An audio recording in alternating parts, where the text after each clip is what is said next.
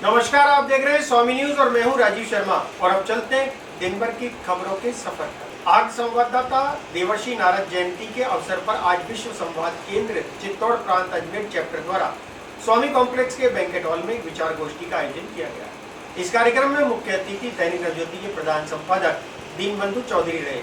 कार्यक्रम में मुख्य वक्ता सुप्रसिद्ध शिक्षाविद हनुमान सिंह राठौर ने आज की पत्रकारिता पर अपने विचार प्रकट किए। कार्यक्रम का समापन वंदे मातरम से किया गया। इस अवसर पर प्रिंट मीडिया, इलेक्ट्रॉनिक मीडिया से जुड़े सैकड़ों पत्रकार और वरिष्ठ पत्रकार उपस्थित रहे। विश्व संवाद केंद्र चित्तौड़ प्रांत अजमेर चैप्टर द्वारा आग संवाददाता देवर्षि नारद जयंती पर आज स्वामी कॉम्प्लेक्स के बैंकेट हॉल में विचार गोष्ठी का आयोजन किया गया। कार्यक्रम का शुभारंभ उपस्थित वरिष्ठ पत्रकारों द्वारा देवर्षि नारद के समक्ष दीप प्रज्वलित कर किया गया। इस कार्यक्रम में मुख्य अतिथि दैनिक नवज्योति के प्रधान संपादक दीनबंधु चौधरी ने पहले और आज की पत्रकारिता पर अपने विचार प्रकट किए।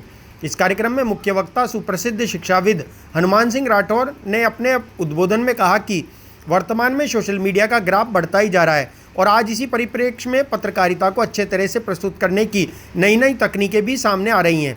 इस अवसर पर वरिष्ठ पत्रकारों का सम्मान किया गया। कार्यक्रम के अंत में वंदे मातरम गीत गाकर कार्यक्रम का समापन किया गया। इस अवसर पर सैकड़ों पत्रकार उपस्थित रहे। असल में मुझे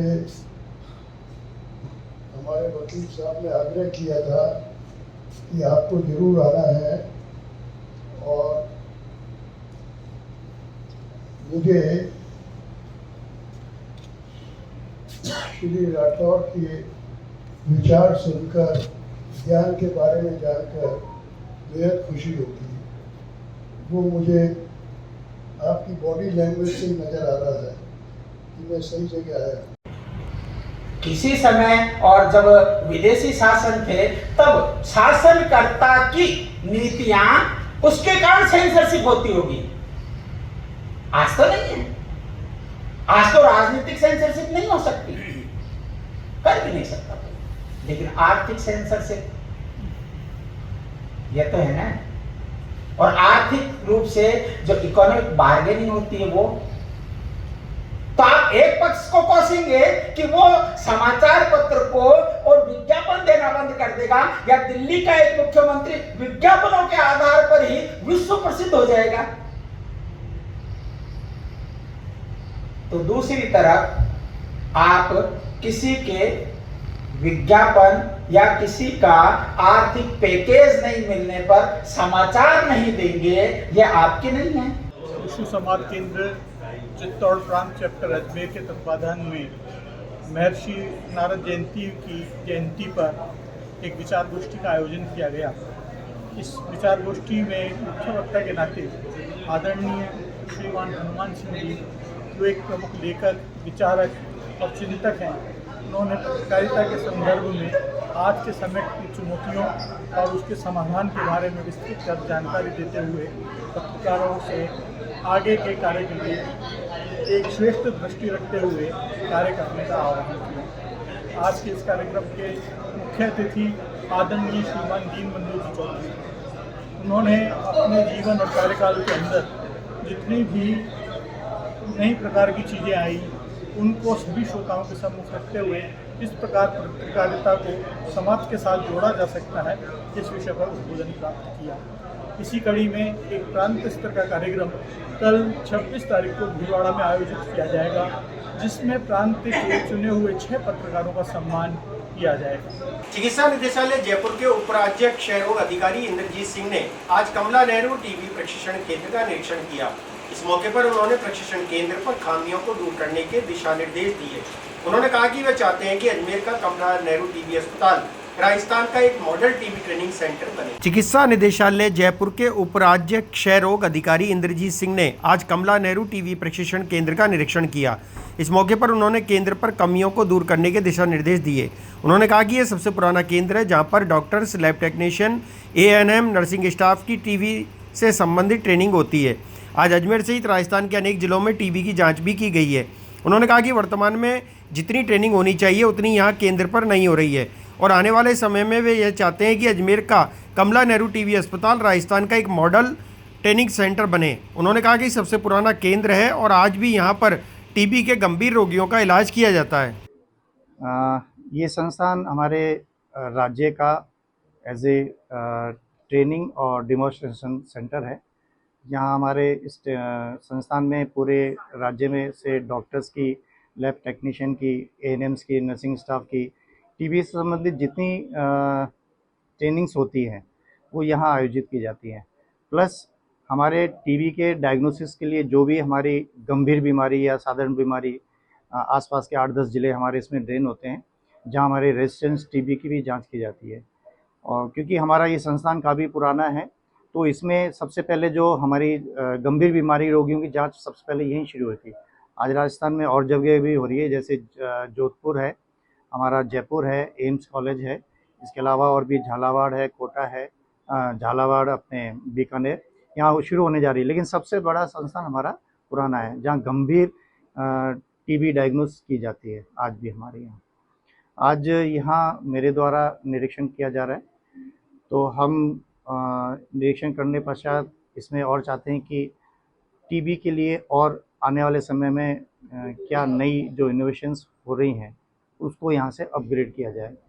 यहाँ आने वाले समय में अभी पिछले 2-3 सालों से ट्रेनिंग इतनी नहीं हो पा रही है, लेकिन हम चाहते हैं कि यहाँ हमारे राजस्थान का एक मॉडल ट्रेनिंग सेंटर बने।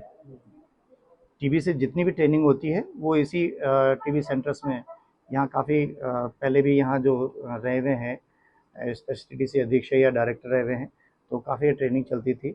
अभी पिछले 2-3 साल से थोड़ा हमारा किस वजह से नहीं हो पा रही है उसको भी हम देखेंगे। तो आने वाले समय में यहाँ अच्छा खासा एक हम कोशिश करेंगे कि मॉडल टीबी के लिए ट्रेनिंग सेंटर बने। सर कुछ कमियां नजर आई है सर?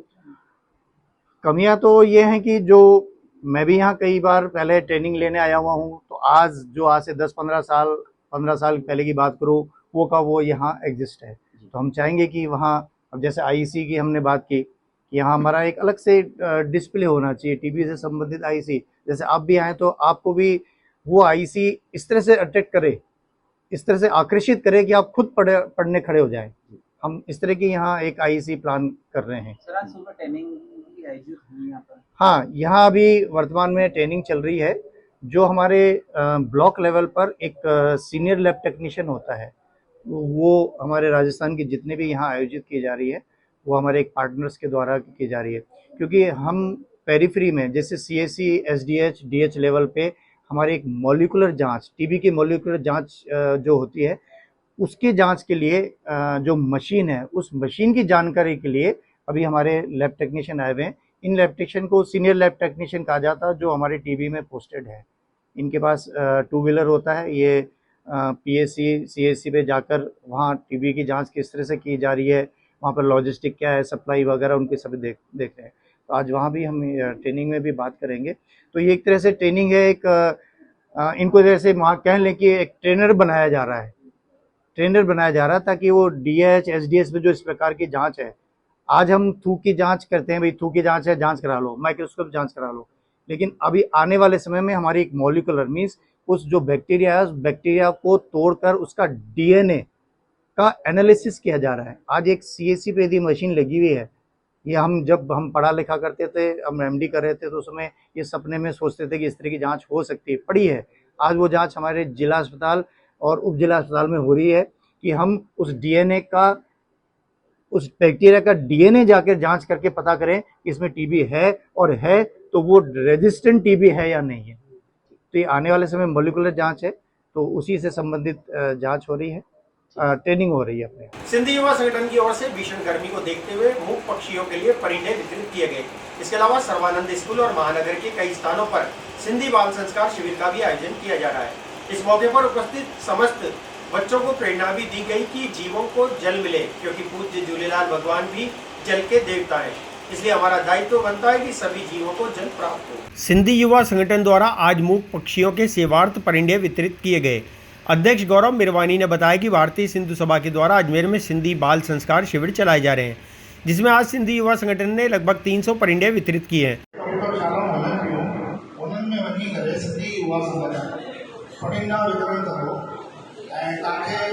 ये प्रेरणा थी मुझे झूलेलाल लाल साईं जो रूप जेको आहे उहो जल जो ई आहे, जल जो देवता लाल साईं आहे। त पाण खे वरुण देवता खे हिन परिंदे में रखी करे के जीवन निर्माण। सर्वानंद स्कूल और महानगर के कई स्थानों पर बाल संस्कार शिविर ग्रीष्मकालीन छुट्टियों में हर वर्ष की भांति इस वर्ष भी लगाए जा रहे हैं, जिसमें हर वर्ष हिंदी युवा संगठन सेवा कार्य करता है।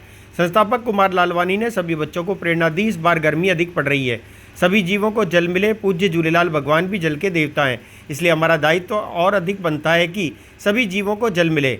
हम परिंदों में पक्षियों के लिए जल की व्यवस्था करें। इस सेवा कार्य में संजय खानवानी, आनंद पारवानी, विशाल शर्मा, प्रकाश जेठरा आदि उपस्थित रहे।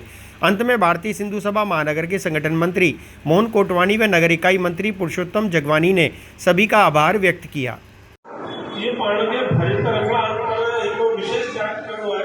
छाती दो पाणी एक तो परिंदो भरे जगह पाणी से निश्चित किया तो भैया की पाणी करना पर हेरन के एडी सेफ जगह पे पानी रखो है जितने कि कुत्तों बिल्ली या कोई जानवर न रख सके।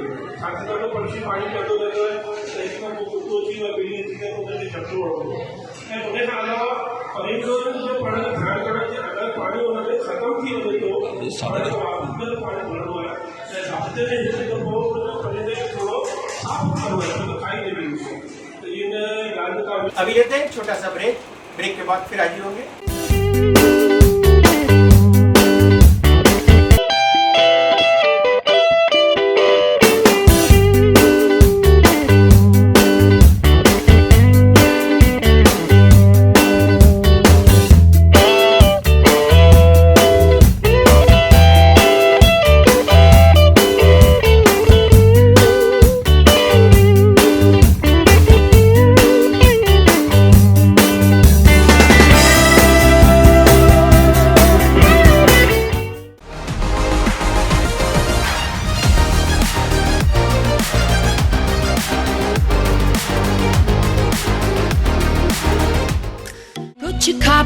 Pizza Point, Kangor. For delicious moment.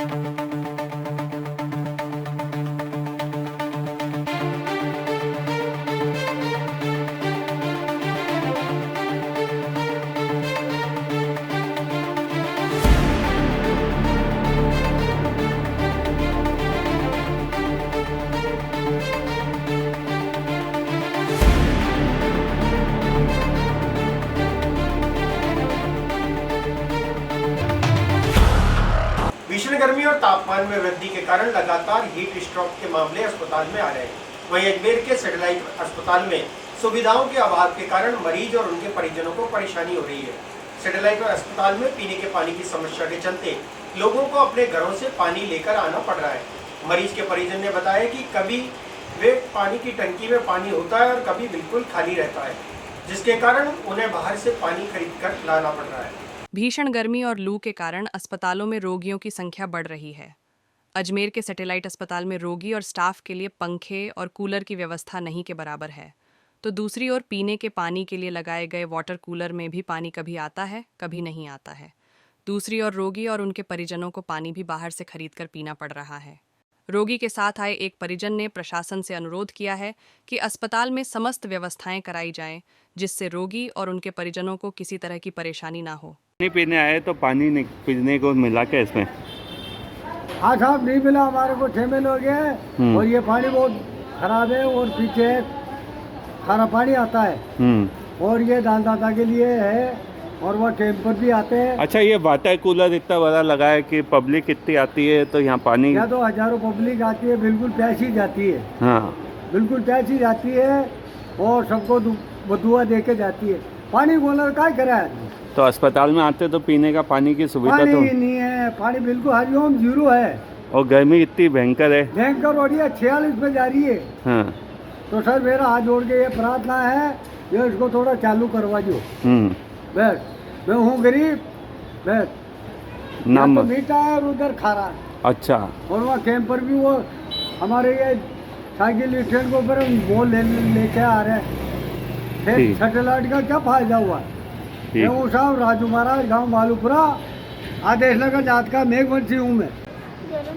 गरम है और कैसा तेज आ रहा है कि पुष्कर के अंबेडकर कॉलोनी में वार्ड नंबर 25 की पार्षद पुष्पा देवी दायमा के घर पर महिला अधिकारिता विभाग और एसके शिक्षण और सामाजिक विकास संस्थान भरतपुर के द्वारा पुष्कर पुलिस थाने में संचालित महिला सुरक्षा एवं सलाहकार केंद्र के तहत बेटी बचाओ बेटी पढ़ाओ अभियान के तहत पेंटिंग प्रतियोगिता आयोजित की। पुष्कर के अंबेडकर कॉलोनी में वार्ड नंबर 25 की पार्षद पुष्पा देवी दाहिमा के घर पर महिला अधिकारिता विभाग और एसके शिक्षण सामाजिक विकास संस्थान भरतपुर के द्वारा पुष्कर पुलिस थाने में संचालित महिला सुरक्षा एवं सलाहकार केंद्र के तहत बेटी बचाओ बेटी पढ़ाओ अभियान के तहत पेंटिंग प्रतियोगिता आयोजित की गई।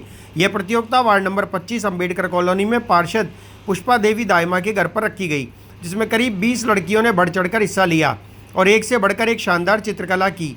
इस दौरान विधि काउंसलर पूजा दाहिमा और सामाजिक कार्यकर्ता कामनी गुप्ता भी मौजूद रहीं। सर, महिला अधिकारिता विभाग और एसके शिक्षण एवं सामाजिक विकास संस्थान भरतपुर की तरफ से पुलिस थाना पुष्कर के अंदर एक महिला सुरक्षा एवं सामाजिक केंद्र चलाया जा रहा है, महिला सुरक्षा एवं सलाह केंद्र, जिसके अंदर आज हमने बेटी बचाओ बेटी पढ़ाओ अभियान के अंतर्गत एक पेंटिंग कंपटीशन का आयोजन करवाया है। ये कंपटीशन हमने वार्ड नंबर 25 में अंबेडकर कॉलोनी पुष्कर में करवाया है।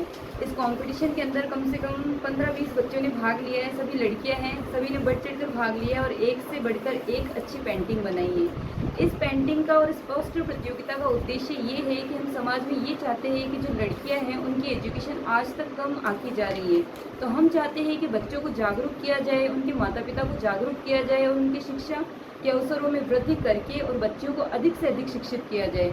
इसी उद्देश्य को ध्यान में रखते हुए आज हमने ये कंपटीशन करवाया है। बच्चों ने काफ़ी अच्छी पेंटिंग बनाई है जो आप देख सकते हैं, और उस पेंटिंगों के माध्यम से इन बच्चों में भी एक जागृति आई है कि हमारा पढ़ना कितना ज़रूरी है और हमारी शिक्षा हमारे भविष्य के निर्माण के लिए कितनी ज़रूरी है। Thank you sir. आपका नाम पर?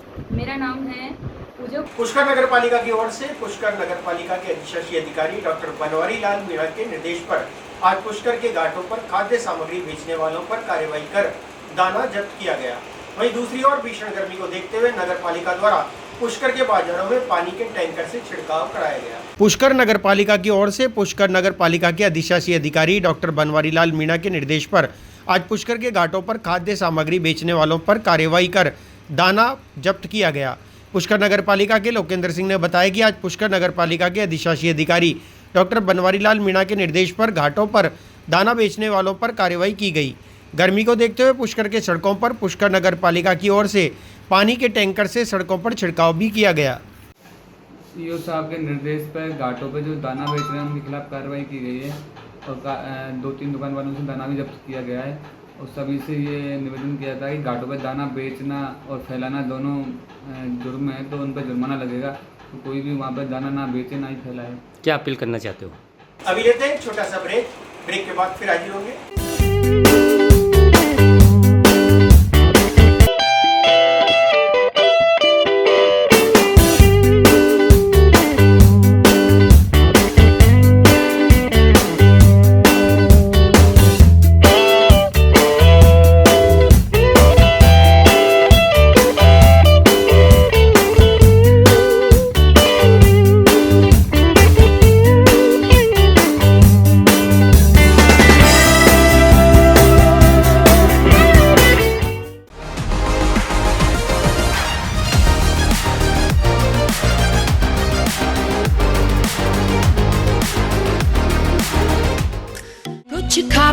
Pizza Point, Kangor. For delicious moment.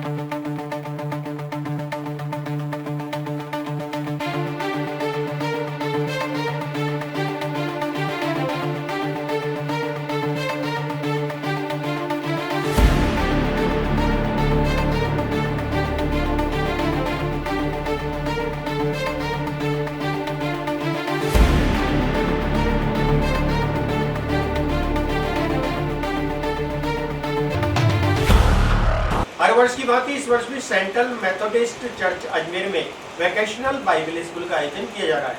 यह आयोजन 22 मई से प्रारंभ हुआ है, जो कि 26 मई तक चलेगा।